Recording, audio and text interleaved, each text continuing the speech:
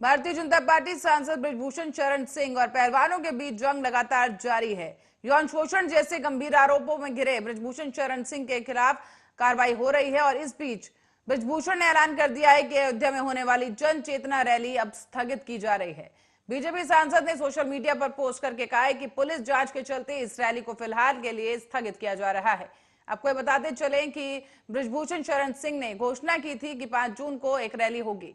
जन चेतना महारैली की जानी थी अयोध्या में, जहां पर अयोध्या चलो के तहत ये रैली बृजभूषण शरण इसकी अगुवाई करने वाले थे, लेकिन अब इस रैली को स्थगित करना पड़ा है।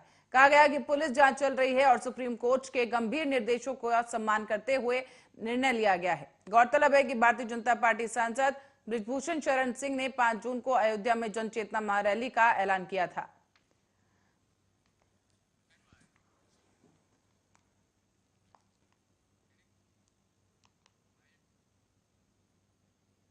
और राजस्थान के पूर्व प्रदेश अध्यक्ष सतीश पूनिया मोदी सरकार के 9 वर्ष पूरे होने पर शुक्रवार को मुरादाबाद पहुंचे, जहां उन्होंने मीडिया को संबोधित करते हुए कहा कि सबको पता है मुस्लिम लीग देश की राजनीति में अप्रासंगिक हो गई है, क्योंकि हमारी संस्कृति में वासुदेव कुटुंबकम के साथ सभी धर्म की जाति के लोगों को साथ लेकर भारतीय जनता पार्टी ने काम किया है और आह्वान भी किया कि इसी कारण देश में तुष्टीकरण को पूरी तरीके से नकार दिया गया। यही वजह है कि कांग्रेस का वोट बैंक बिखर गया है।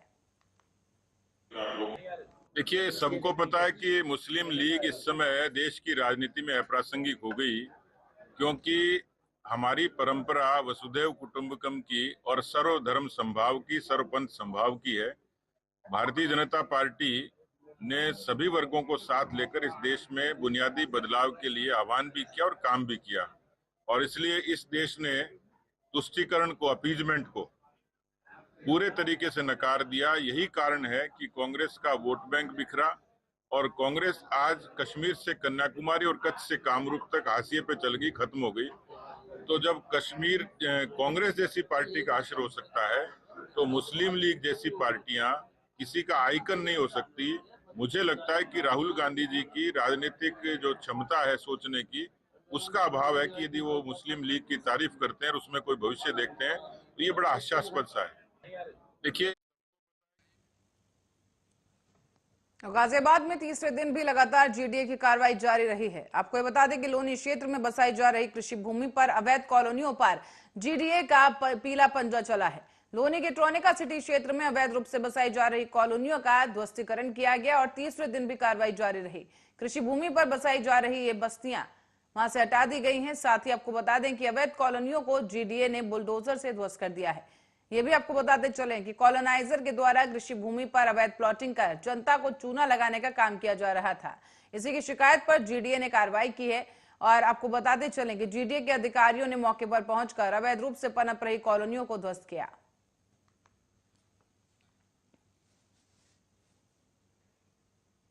अब रुक करेंगे रायबरेली का, जहां पर अपराध और अपराधियों के खिलाफ कार्रवाई के दौरान पुलिस को बड़ी सफलता मिली है।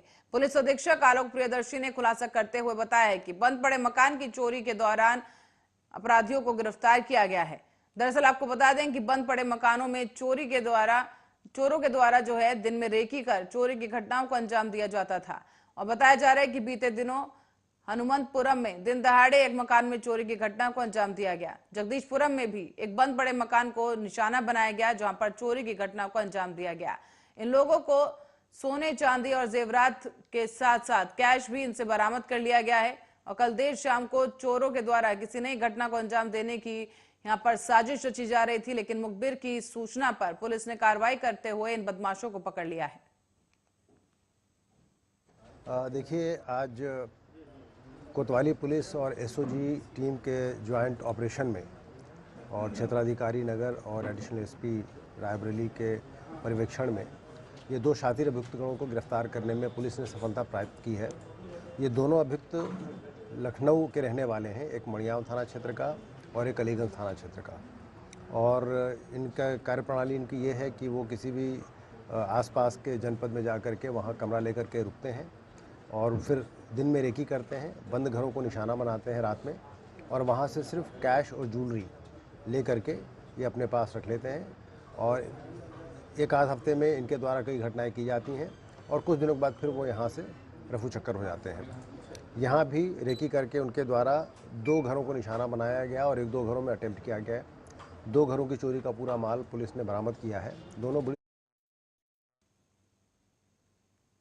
रायबरेली में स्वास्थ्य सेवाओं को बेहतर बनाने की कवायद में लगे स्वास्थ्य मंत्री ब्रजेश पाठक की मेहनत रायबरेली में रंग लाई है, जहां पर जिला महिला अस्पताल में पिछले 4 साल से बंद पड़ी अल्ट्रासाउंड की मशीनें चालू कर दी गई।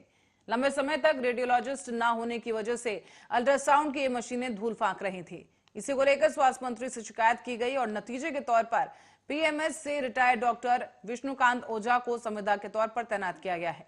रेडियोलॉजिस्ट की तैनाती के बाद ये मशीन शुरू की गई है। साथ ही अल्ट्रासाउंड कराने पहुंची महिलाओं ने योगी सरकार के साथ साथ जिलाधिकारी माला श्रीवास्तव को भी धन्यवाद किया।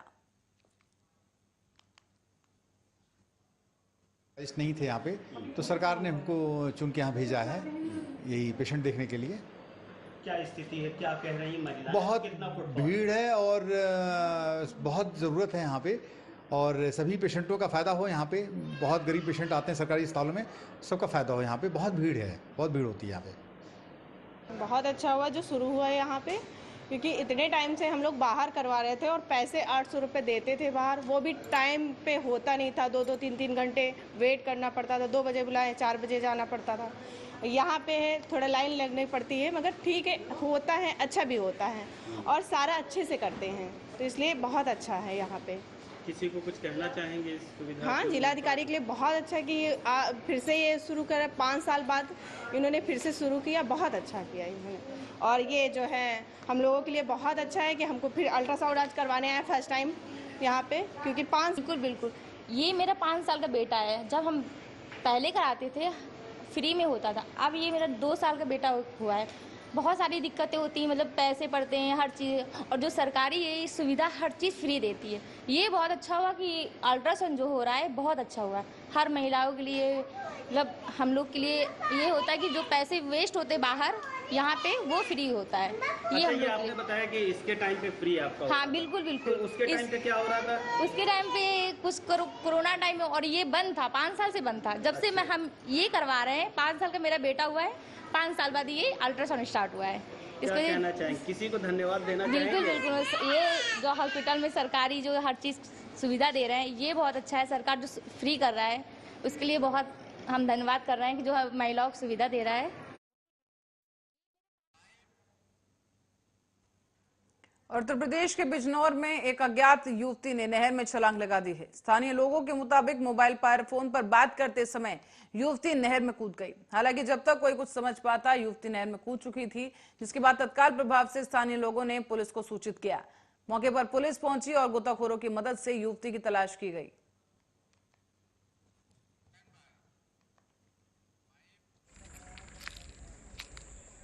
अब खबर मुरादाबाद से है, जहां पर अनिल नाम के एक युवक पर नाबालिग लड़की का अपहरण कर उसके साथ कई दिनों तक बंधक बनाकर रेप करने का आरोप सामने आया है। बता दें कि नाबालिग ने मौका लगते ही फोन पर अपने पिता को अपनी आपबीती सुनाई और इस पूरी वारदात की सूचना दी। बेटी से मिली सूचना पर पिता दिल्ली पहुंचे और दिल्ली में पुलिस से मदद ली गई, जिसके बाद बंधक बनाई गई नाबालिग युवती को छुड़वाकर आरोपी को जो है गिरफ्तार किया गया है। आपको बता दें, पहले ही आरोपी युवती को छोड़कर फरार हुआ और आरोपी और पीड़ित अलग अलग समुदाय के होने पर पुलिस ने जांच में तेजी दिखाई। पीड़ित के पिता की तहरीर पर पुलिस ने आरोपी अनिल के खिलाफ मुकदमा दर्ज किया है और अब उसकी गिरफ्तारी के लिए प्रयास जारी हैं।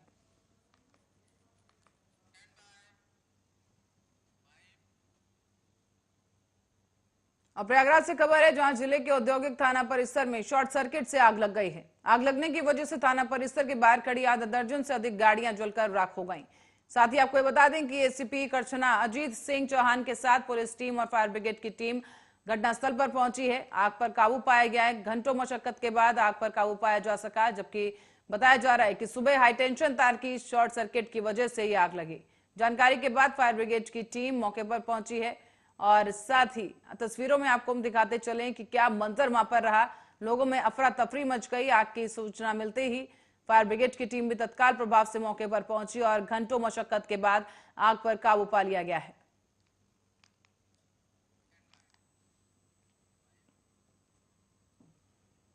खबर अब भटिंडा से है, जहां पर जग्गू भगवानपुरिया के साथियों का भटिंडा की केंद्रीय जेल में प्रोडक्शन वारंट पर लाकर अदालत में उन्हें पेश किया गया है। दरअसल पिछले दिनों ही थाना थर्मल में असले समेत पकड़े गए नौजवान की पूछताछ करने के बाद प्रोडक्शन वारंट पर दोनों गैंगस्टर्स लाए गए।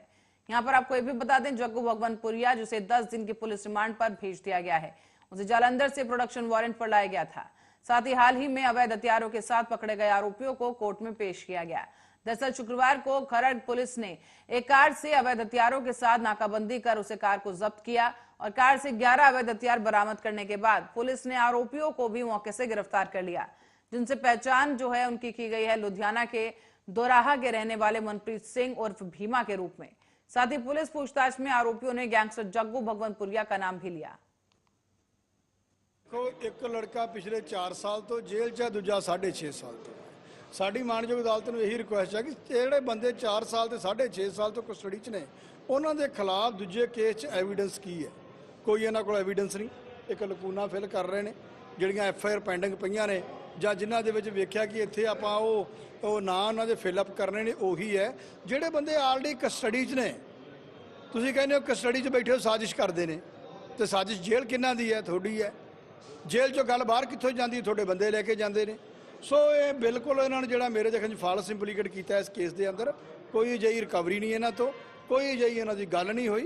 एक मुंडा देगा शुभम खत्री, दूजा है अकुल, ये बठिंडा जेल चो लेके आए ने। इन्होंने दूजे केस 2023 का मैटर है, कोई मेरे देखने वैपन के संबंध में है। 63 नंबर FIR जिंदे पा रहे हैं उन्होंने, तो जोड़े बंदे ऑलरेडी कस्टडी च ने केस वीक होंगे ने।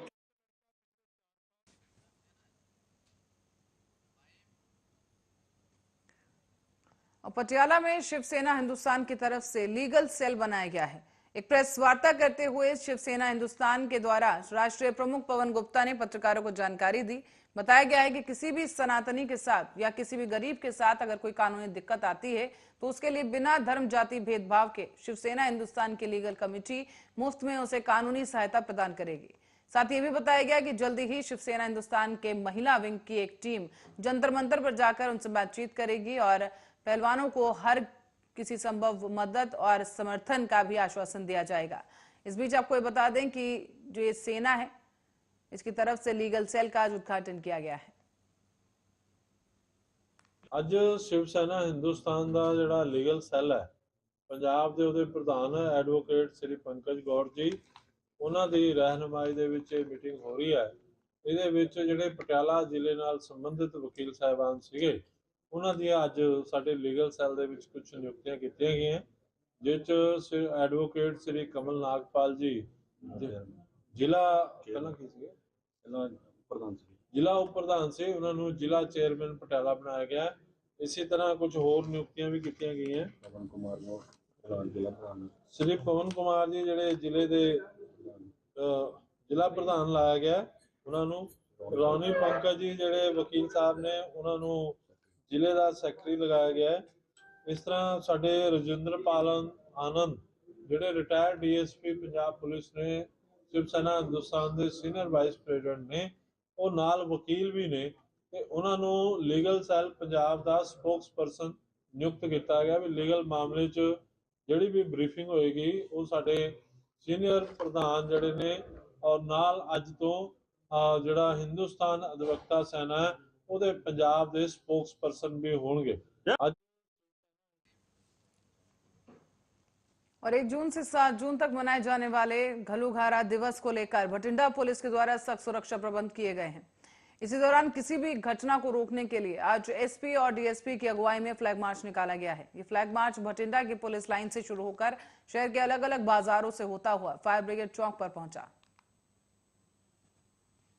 1 जून तो लैके 6 जून तक ਜਿਹੜਾ ਘੱਲੂਘਾਰਾ ਦਿਵਸ ਮਨਾਇਆ ਜਾ ਰਿਹਾ, ਉਹਦੇ ਸਬੰਧ ਦੇ ਵਿੱਚ ਸਾਡੇ ਵੱਲੋਂ ਵੱਖ-ਵੱਖ ਸਿਕਿਉਰਿਟੀ ਪ੍ਰੋਗਰਾਮ ਜਿਹੜੇ ਇਸ਼ੂ ਕੀਤੇ ਗਏ ਨੇ, ਜਿਹਦੇ ਵਿੱਚ ਸਪੈਸ਼ਲ ਨਾਕਾਬੰਦੀ, ਮਾਰਕੀਟ ਪਲੇਸਿਸ ਦੀ ਚੈਕਿੰਗ ਤੇ ਈਵਨਿੰਗ ਦੇ ਵਿੱਚ ਫਲੈਗ ਮਾਰਚ ਜਿਹੜਾ ਹੈਗਾ ਅਸੀਂ ਸਾਡੇ ਵੱਲੋਂ ਆਰਗੇਨਾਈਜ਼ ਕੀਤੇ ਗਏ। ਇਹ ਪੂਰੇ ਵੀਕ ਦੇ ਵਿੱਚ ਇਦਾਂ ਹੀ ਅਸੀਂ ਕੰਟੀਨਿਊ ਰੱਖਾਂਗੇ। ਇਸ ਫਲੈਗ ਮਾਰਚ ਦੇ ਵਿੱਚ ਤਕਰੀਬਨ 5 GO ਸਾਹਿਬਾਨ, ਇਸ ਤੋਂ ਇਲਾਵਾ 5 ਥਾਣੇ ਦੀ force, PCR motorcycle, PCR vans ਤੇ ਪੁਲਿਸ ਲਾਈਨ ਦੇ ਵਿੱਚੋਂ ਵੀ ਸਾਡੇ ਸਪੈਸ਼ਲ ਫੋਰਸ ਪ੍ਰੋਵਾਈਡ ਕੀਤੀ ਗਈ ਹੈ। ਸੋ ਇਹਦਾ ਮੇਨ ਮਕਸਦ ਹੈਗਾ ਪਬਲਿਕ ਦੇ ਵਿੱਚ ਰਿਗਾਰਡਿੰਗ ਸਿਕਿਉਰਿਟੀ ਇੱਕ ਅਵੇਅਰਨੈਸ ਕੈਂਪੇਨ ਦੇਣਾ। कांग्रेस नेता राहुल गांधी बीते 3 दिनों से अमेरिका के दौरे पर हैं। यहां से वो लगातार पीएम मोदी और केंद्र सरकार पर हमला बोल रहे हैं और इस दौरान बीजेपी प्रवक्ता सुधांशु त्रिवेदी ने प्रेस कॉन्फ्रेंस कर राहुल गांधी पर पलटवार कर दिया है। सुधांशु त्रिवेदी ने कहा कि विदेश में भारत का अपमान करने का आरोप लगाते हुए कांग्रेस के चीर युवा राहुल गांधी अमेरिका के दौरे पर आए हैं और वो चिर परिचित अंदाज में फिर से अपनी घृणा का परिचय दे रहे हैं। सुधांशु त्रिवेदी ने यह भी सवाल उठाया है कि विदेश में आखिर कौन से संस्थान है जो राहुल गांधी को बुलाते हैं।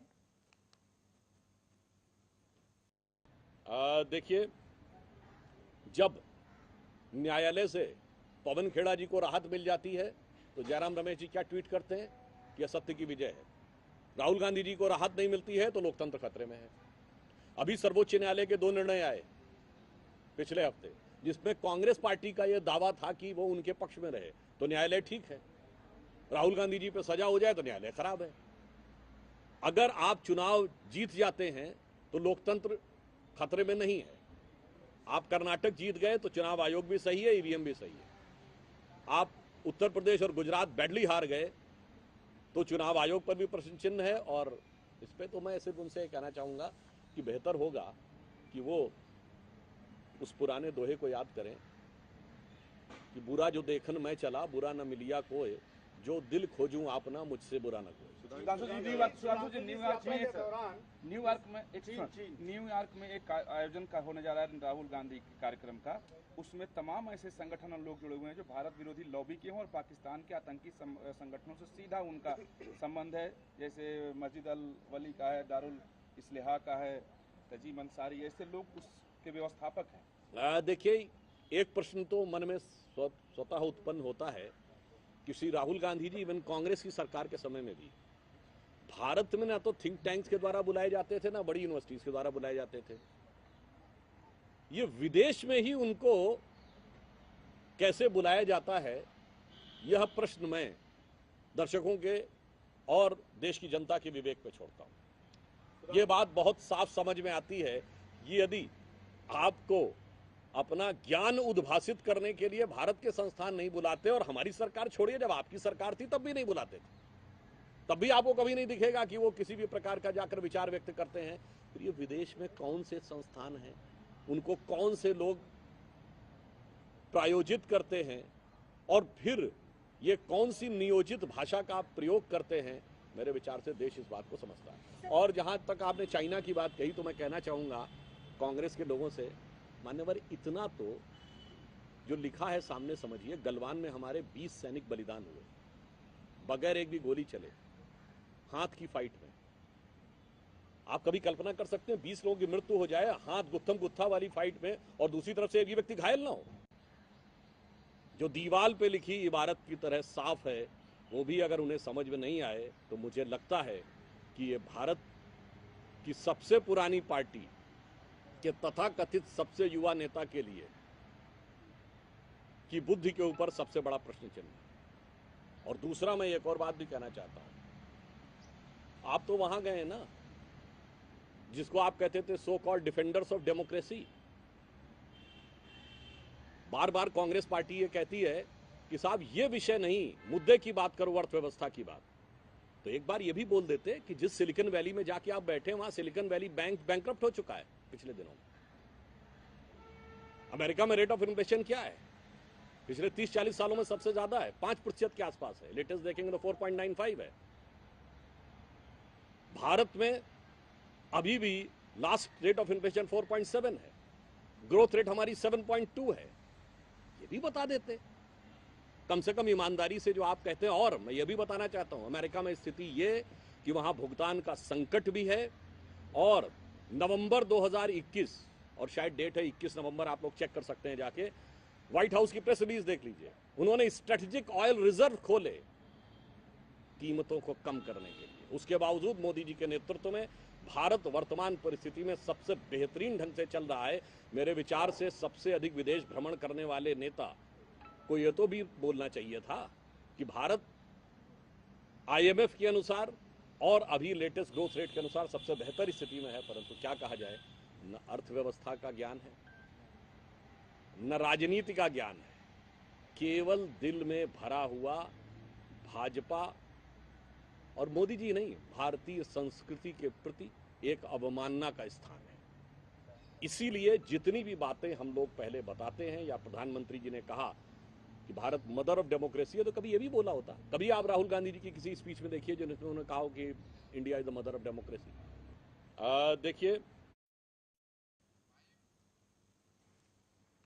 और उत्तर प्रदेश के डिप्टी सीएम केशव प्रसाद मौर्य ने अनुसूचित जाति और मुसलमानों की दुर्दशा के बारे में टिप्पणी करने के लिए कांग्रेस नेता राहुल गांधी की आलोचना की है। अमेरिका में राहुल गांधी के बयान के जवाब में बीजेपी नेता जमकर जुबानी हमले बोल रहे हैं और इसी कड़ी में डिप्टी सीएम केशव प्रसाद मौर्य ने कहा कि देश के विरुद्ध प्रलाप कर रहे हैं राहुल गांधी। क्या अगला चुनाव अमेरिका में ही लड़ेंगे?